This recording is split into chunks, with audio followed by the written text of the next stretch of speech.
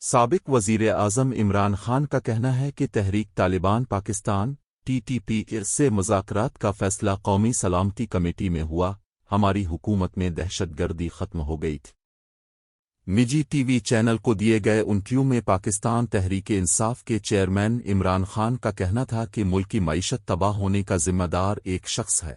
میں نے کئی بار بتایا کہ معیشت نیچے گئی تو کوئی نہیں سنبھال سکے گا۔ ہمیں کہا گیا کہ ہم تو تسلسل چاہتے ہیں لیکن پیچھے سے چوری چل رہی تھی۔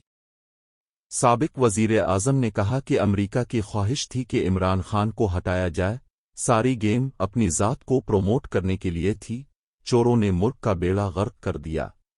عمران خان کا کہنا تھا کہ شہباز شریف نے سب سے پہلے FIA پر حملہ کیا۔ شہباز شریف پر 16 ارب روپے کے کیسز تھے۔ شریف اور زرداری خاندان نے اپنی لوٹ مار کے لیے ادارے تباہ کیے، بڑے ڈاکوؤں کو چوری کا لائسنس دیا گیا۔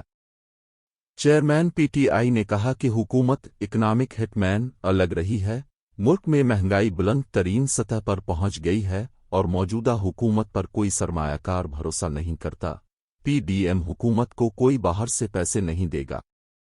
ایک سوال کے جواب میں عمران خان نے کہا کہ تحریک طالبان پاکستان (TTP) سے مذاکرات کا فیصلہ قومی سلامتی کمیٹی میں ہوا، ہماری حکومت میں دہشت گردی ختم ہو گئی تھی۔ ہماری حکومت جاتے ہی مالاکنڈ میں TTP آ گئی۔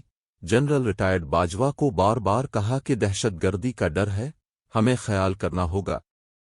ویڈیو آپ کو پسند آئی تو لائک کریں، چینل کو سبسکرائب کریں اور بیل دبائیں تاکہ کوئی خبر رہ نہ جائے۔